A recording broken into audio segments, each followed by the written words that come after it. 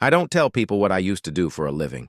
The minute I say the words lighthouse keeper, they either laugh like it is some kind of joke or look at me like I am about to tell a ghost story. And I guess tonight I am. My name's Robert Keller. For 12 years, I was the night keeper at Grayson Point Lighthouse, a weather-beaten tower on the jagged coast of Maine. It wasn't glamorous, but I liked it. The isolation suited me. The crash of the waves, the howl of the wind, the endless rotation of the beacon sweeping across the Black Sea. It was like living in the heartbeat of something vast and eternal. But in 2018, I left. I didn't quit. I ran. And I've never set foot near the ocean again. It began with small things, the kind of oddities you can almost ignore if you want badly enough to believe in normal life. The lighthouse was old, built in the 1870s, with walls thick enough to muffle most sounds. But some nights when I sat at the desk logging weather data, I heard footsteps on the spiral staircase above me. Heavy, deliberate, echoing down the stone shaft. The problem was there was no above me. The lantern room was sealed unless I went up, and the only key was hanging on my belt. Still, the sound would come. Slow steps circling downward, stopping just before reaching the watchroom door. And then silence. I started checking, climbing up and down until my legs ached, but every time the stairs were empty. The metal door to the lantern remained locked. The second thing was the voice. I was making coffee one night, fighting to stay awake, when I heard someone whisper my name, Robert. Soft, close, as though someone were leaning over my shoulder. I spun, nearly spilling boiling water, but no one was there. From then on, it came more often, sometimes in the watchroom, sometimes out on the gallery, carried on the wind. Always my name, always in the same low whisper. I told myself I was imagining it. Isolation does strange things, but then came the journal. Every lighthouse has a logbook, a record of keepers stretching back over a century.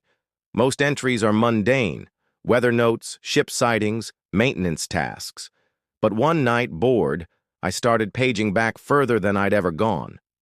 I found an entry from 1903 that made my skin crawl. Footsteps again on the stair. They stop outside the door. Cannot sleep. The next entry, dated 3 days later. He whispers my name now. He wants me to open the lantern room. I must not. I slammed the book shut. My hands were shaking. That night, the footsteps returned, louder, closer. They stopped right outside the watchroom door, and for the first time, the handle rattled. Not a gentle bump. Someone was trying to get in. I sat frozen, clutching the logbook like a shield. After a minute, it stopped. I should have left then. But I stayed, because I was stubborn, and because I thought maybe I was going mad. I wanted proof. The proof came in February.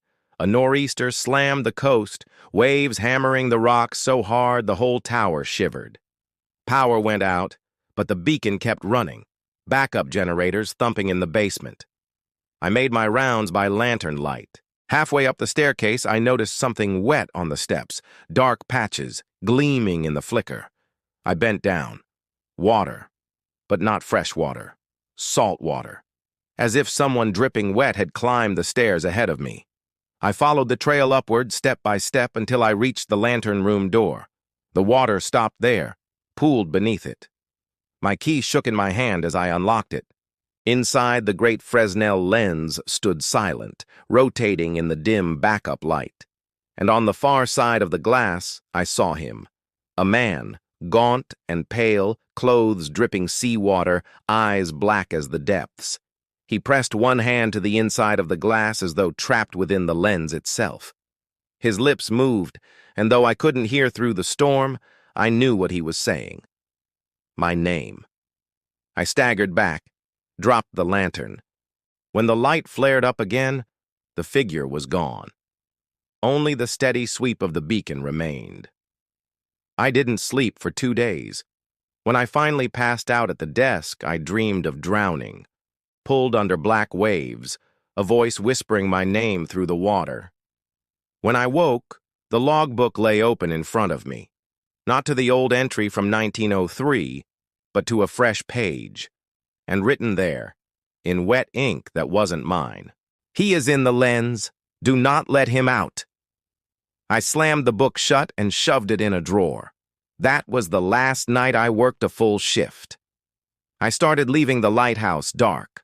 I'd claim equipment failure or weather interference. Ships complained, the Coast Guard called, but I didn't care. I wasn't going back up there. But he came down to me. One night, as I sat hunched in the watch room, I heard the door creak open.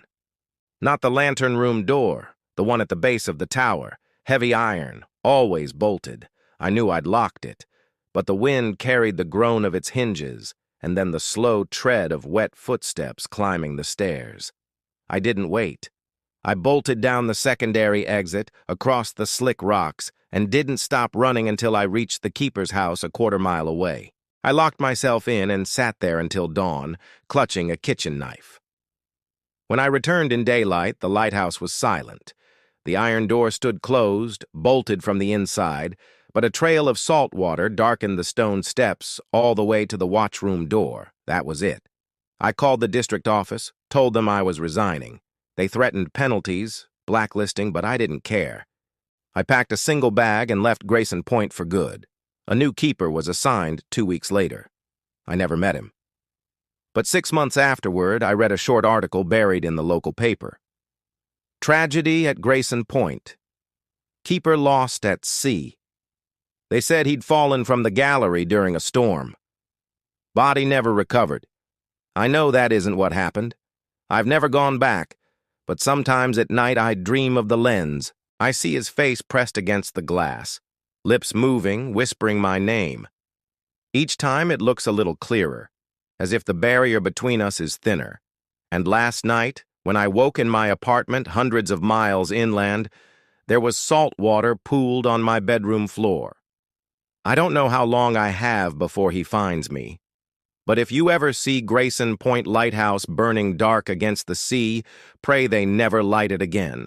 Because if the beacon turns, it means he's out.